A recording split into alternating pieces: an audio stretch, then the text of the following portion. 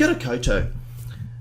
Now, the elections are coming in October, and this is going to be our opportunity to vote for someone who has values of integrity, honesty, someone who's upstanding in the community, who we can rely on, that will be telling the truth.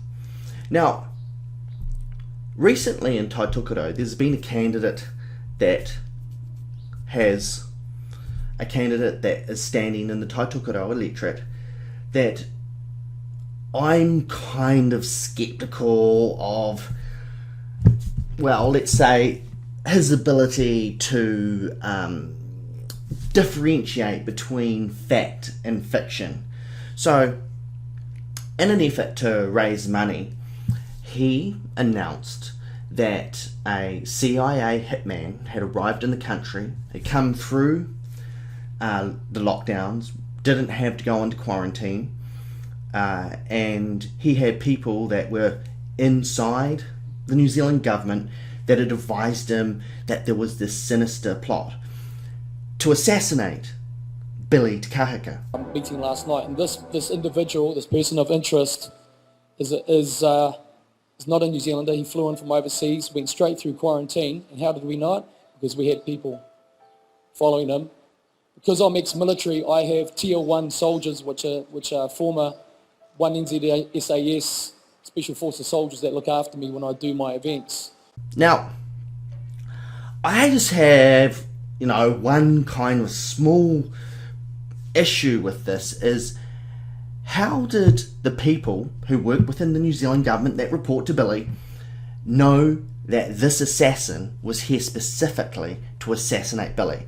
So, was the assassin filling out his arrival card, I'm here to assassinate Billy TK, I'm going to be using a high-powered rifle? What, do people in customs just assume these things? Oh, he looks sinister, he must be here to assassinate Billy Te Kahika.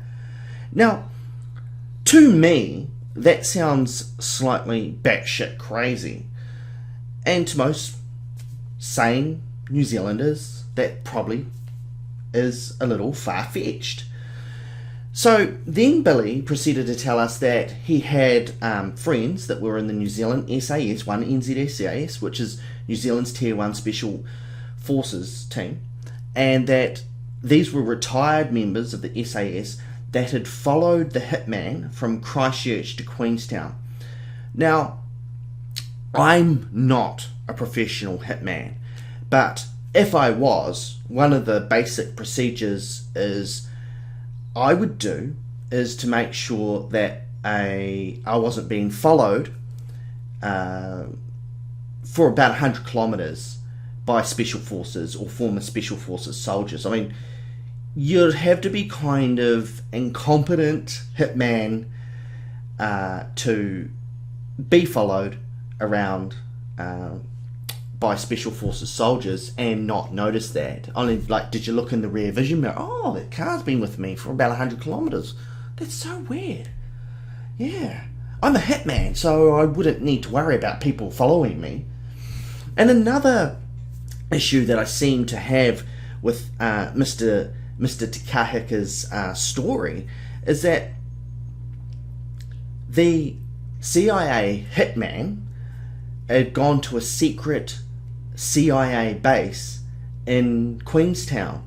Now, I'm not aware that the Central Intelligence Agency has a clandestine base in Queenstown. I don't even think that the Minister of Defence is aware of that, or the Prime Minister is aware of that. But, we should really look into that. That there is a foreign intelligence agency has got a secret, top secret clandestine base in Queenstown. Maybe the agents go out skiing during the winter, and then they're probably spying on tourists that are coming into Queenstown. Yeah, it just seems just a wee bit far-fetched for me, but people are willing to believe that.